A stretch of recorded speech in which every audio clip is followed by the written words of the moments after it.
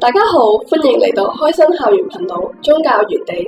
我哋今日嘅主角係一直會講嘢嘅盧子，準備好未啊？故事開始啦！陽光灑遍大地，照得萬里黃沙閃閃發亮。五個人騎住驢子奔馳，腳下揭起一片塵土。巴蘭先生，你同我哋返去，照我哋大王嘅吩咐做事，佢一定厚厚賞賜你。驢子小黑孭住主人巴蘭喺烈日下拼命往前跑。你哋嘅大王一定要我用惡毒嘅說話，讓災禍降臨到以色列人咩？以色列人兵強馬壯，如果唔係咁做，佢哋好快打敗我哋，搶我哋嘅土地財產。但係，天父唔中意我咁樣做喎，只不過係講幾句惡毒嘅說話，就可以賺好多錢。我都不妨試一試，或者天父唔會責罰我呢。小黑聽到嚇得滿頭大汗。主人，千萬不可，你必須聽從天父嘅話，唔可以得罪佢。可惜巴蘭聽唔到小黑心裏嘅話。過咗唔耐，小黑突然停住，佢見到一位天使企喺路中間，手入面拎住刀。唔好殺我嘅主人啊！佢只係一時貪心。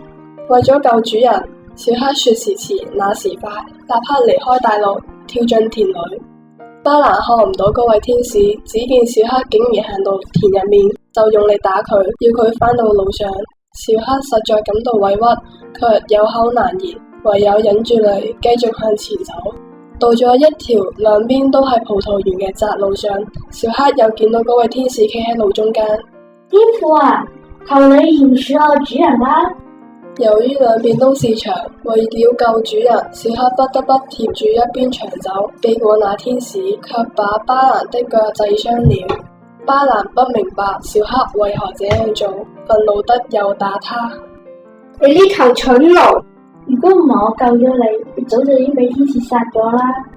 來到一處狹窄得沒法轉身的地方，那位天使又出現了，這又惹得巴蘭大發脾氣。你真係蠢到要命啊！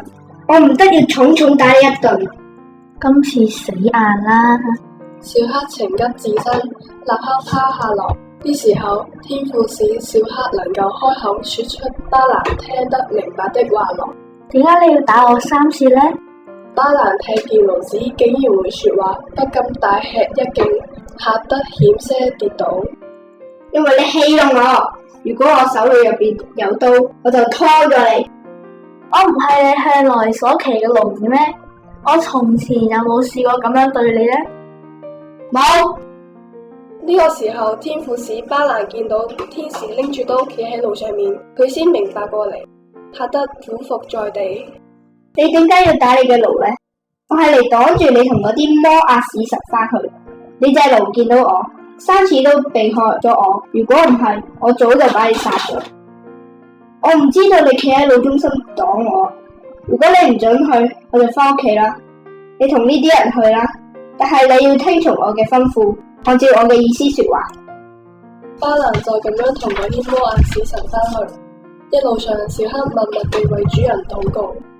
天父啊，感謝你饒恕我嘅主人，求你幫助佢識得遵守你嘅話，唔再使你發怒。到咗目的地，巴蘭冇講惡毒的話，使災禍臨到以色列人，佢反而祝福佢哋。巴蘭終於學識聽從天父嘅話，做天父中意佢做嘅嘢。小黑當然十分高興，佢所受嘅痛楚冇白費呀。從呢個故事，我哋見到巴蘭因為貪財而違背天父，好彩有忠心嘅驢子小黑拼命阻攔。呢個故事提醒我哋要聽從天父嘅話，行喺正確嘅路上。聽完呢個故事，同學仔就可以思考一下面嘅問題，同老師、家人、朋友分享你嘅睇法。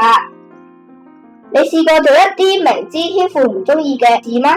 呢個會令到你感到如何？如果你嘅好朋友做咗天父唔中意嘅事，你會好似小黑咁樣提醒佢哋，阻攔佢哋咩？最後，我哋一齊同心祈禱。